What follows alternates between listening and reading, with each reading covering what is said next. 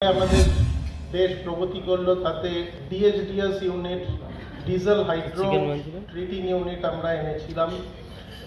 সেটা 2000 এর আগেই হবে, কারণ কি 2000 সাল থেকে আমাদের পলিউশন নর্মস ফার্স্ট টাইম ইন্ডিয়াতে ইমপ্লিমেন্ট হয়েছিল। তো সেই জন্য ডিএসডিএস ইউনিট আর তার সঙ্গে ওটাকে চালিয়ে রাখার জন্য একটা হাইড্রোজেন ইউনিট খুবই ছোট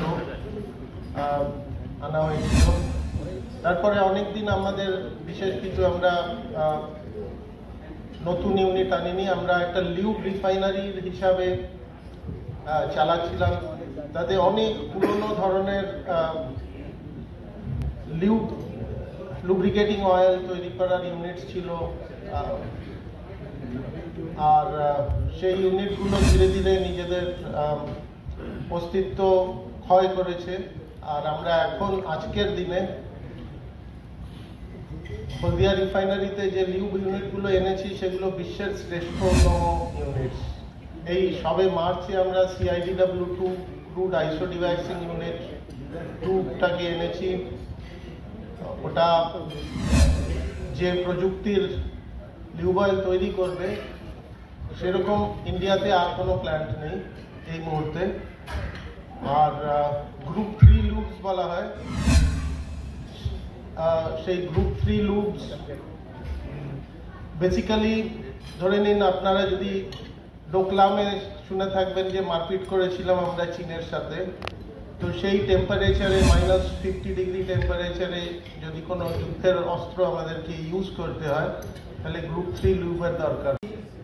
ইম্পোর্ট সাবস্টিটিউট হিসাবে আমাদেরকে খুব বিরাট একটা অবদান দেবে।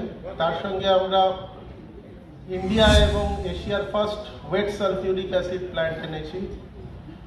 That wet sulphuric acid plant is supposed to be the very best of technology. আমরা এখানে হাই সালফার ক্রুড প্রডিউস করি, মানে হাই সালফার ক্রুড প্রডিউস করি না, প্রসেস করি। আর হাই সালফার ক্রুড এ যে সালফারটা থাকে সেই সালফারটা এনভায়রনমেন্টে দূষণ পৌঁছে দেয়, সেইটাকে দূর করার জন্য আমরা এই সালফিউরিক অ্যাসিড প্ল্যান্টটাকে নিয়ে এসেছি। তাতে আমাদের নিজস্ব খুব লাভ হয়েছে। যে কোনো রিফাইনারি যেটা চালানো হয়, that happens to be basically খুবই কম প্রফিটের একটা প্রযুক্তি। মানে the basic profit from a refinery would be around 2%, not more than that. So you can understand যে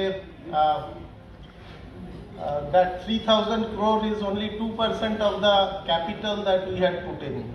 So আমাদের capital, it's a very capital intensive unit.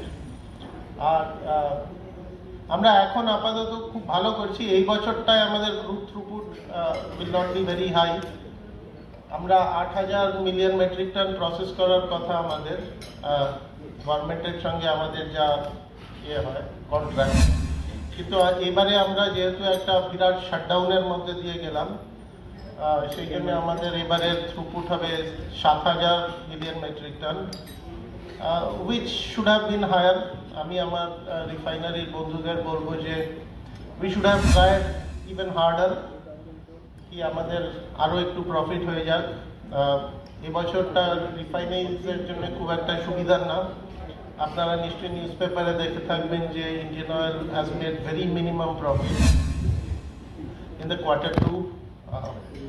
Therefore, I would request all my refinery friends that they put in their heads down and work towards the betterment of the refinery in best of the ways possible.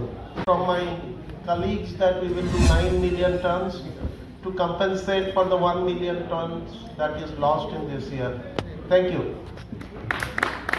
Smart News Bangla.